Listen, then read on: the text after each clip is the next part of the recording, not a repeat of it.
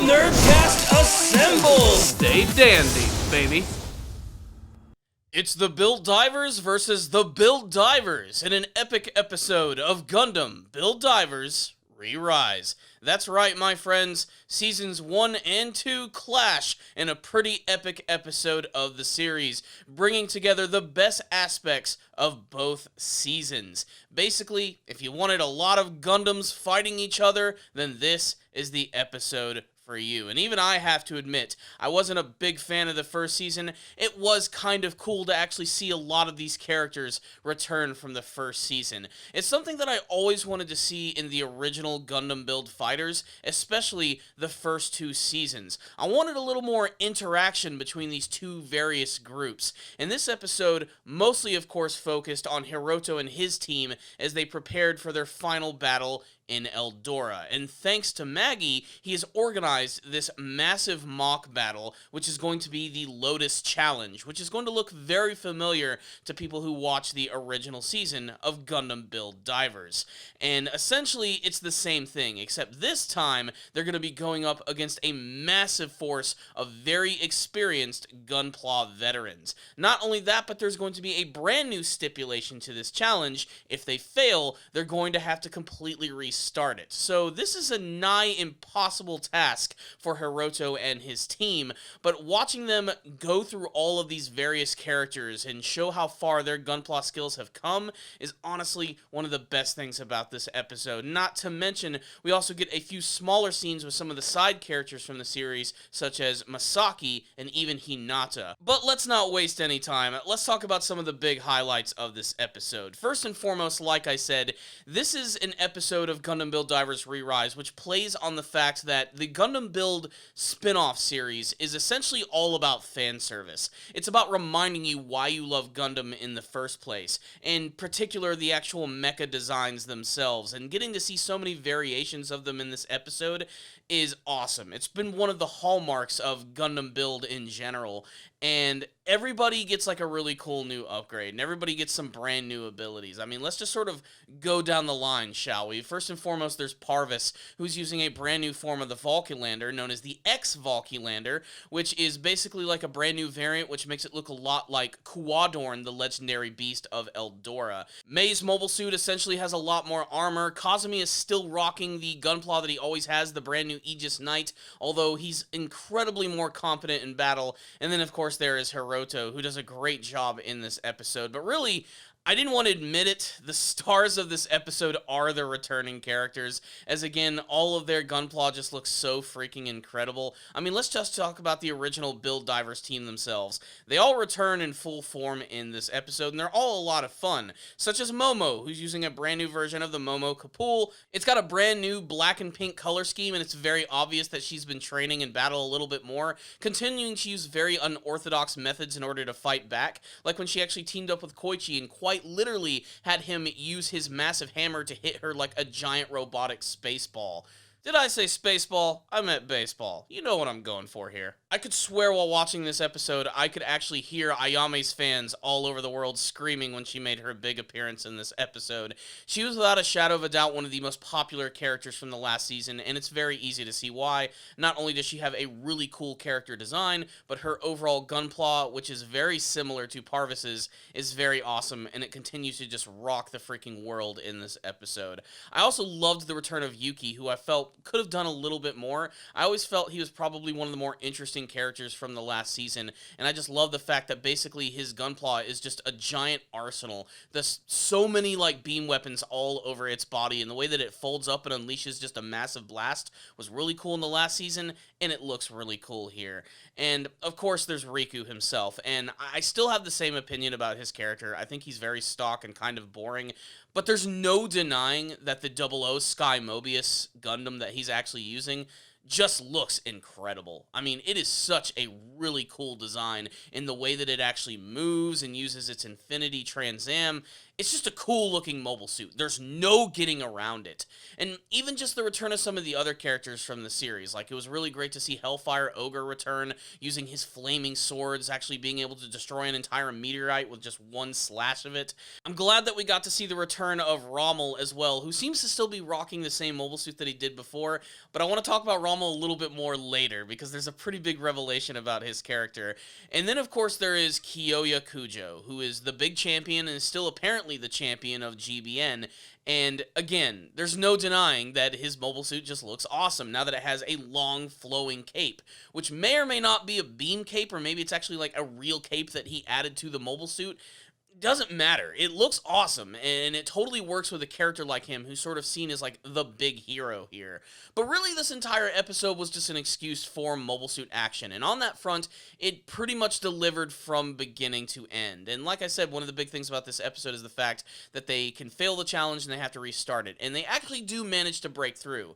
The thing is, it takes them about 40 attempts to even make this happen. This victory reassures them that they're going to have a lot more confidence as they go into this final battle against Alice and trying to save the people of Eldora, and it also gives us another smaller moment where we get to see these characters come together and just sort of hang out, going over to the old Build Divers force and just getting to see these old school characters interact, which seems surreal for some reason. I'm not sure why it is. Maybe it's because they never did it in the other Gundam Build Fighter series, but it's really cool to see both of these groups come together. And again, it makes me appreciate the characters in this season all the bit more, because the fact of the matter is, they're still just way more developed than anyone from the first season. The only one I think that it can't even come to mind that was like maybe on like the same level would probably be Ayame.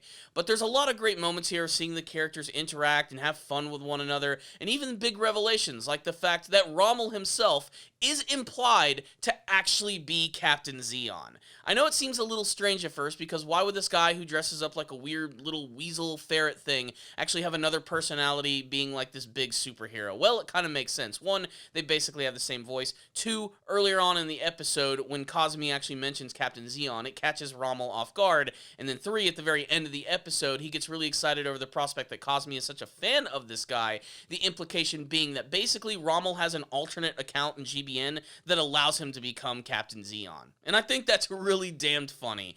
But obviously the biggest emotional moment of the entire episode is that Mei actually creates a meeting between both Hiroto and Riku, and it's a really powerful moment. And again, reestablishes that Hiroto is just a way more interesting character and way more nuanced in every single way. While Riku has certainly grown, he's still basically the same character that he's always been, just a happy guy that loves Gundam. I don't hate him as much as I used to, but he's still basically the same exact character. But this is a good moment, as they both seem to want to apologize to each other, both for different reasons.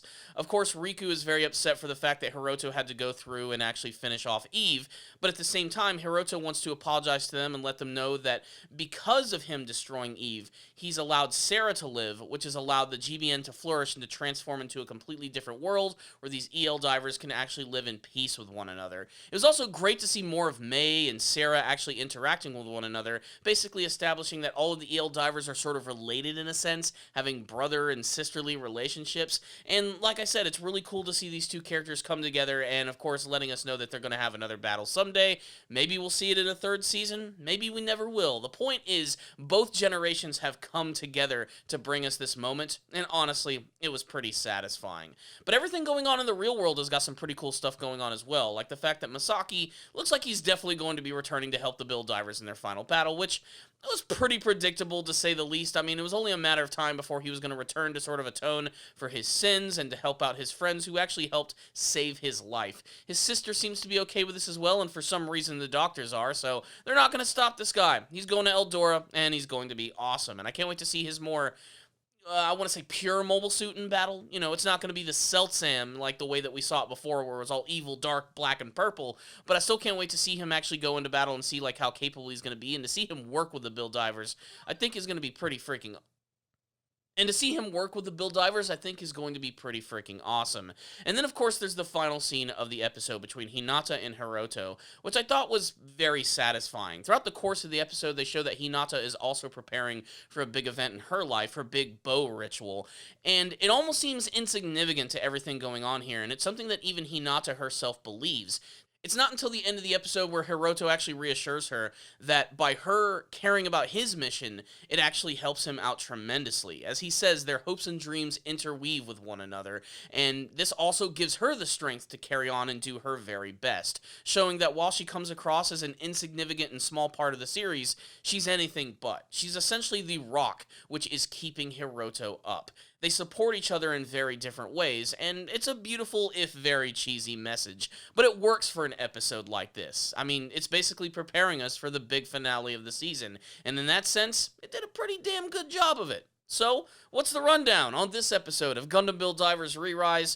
Like I said, if you just wanted a bunch of Gundams clashing into each other and doing a lot of cool stuff, then this is definitely going to be the episode for you. There are some standout moments from this episode, which definitely puts it on par with some of the best action scenes from the entire season and series overall. In particular, I loved the moments of Riku versus Hiroto.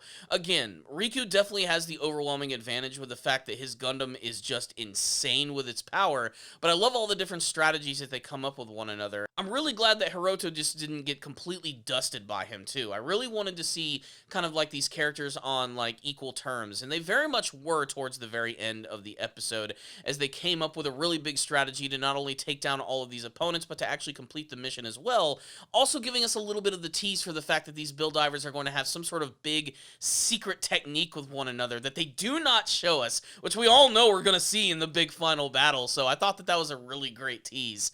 Overall, though, like I said, there's not much to say about this episode outside of the fact that it's just a giant dose of fan service, and it worked really freaking well. It made me appreciate the characters from the first season just a little bit more, but it also made me really like the characters in this season 10 times more. It made me realize that I love their story and where they're going, and, you know, they could continue this whole Build Divers thing for a long time by just showing us all these various teams and showing us all of the crazy adventures and things that they're doing.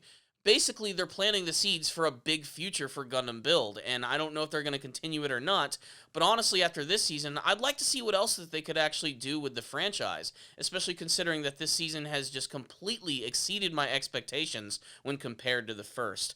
Production value-wise, definitely one of the better-looking episodes of the series, with lots of really solid action. The fact that we have a lot of various different-looking mobile suits with crazy attacks also really helped, so there was a lot of variety in this episode. Variety, of course, is the spice of life, and this was one spicy episode of Gundam Build Divers Re, which is why I have no problem in giving the episode a 5 out of 5. That's right, my friends, I loved this episode, but I'd love to get your thoughts on it, and you can sound off in the comment section below telling me what you thought about this big episode of Gundam Build Divers Re, Build Divers versus Build Divers. Did you have any favorite moments from this episode, favorite mobile suits, favorite character moments, and what do you hope to see from the big finale of Gundam Build Divers Re? Let's talk about all of this in the comments section below. So thank you guys so much for watching this video. Please subscribe to the channel for more Gundam reviews and anime reviews just like this one. If you did like the video, maybe think about giving it a thumbs up. Helps out these videos tremendously. I want to thank all of my patrons who have been checking out my Patreon page.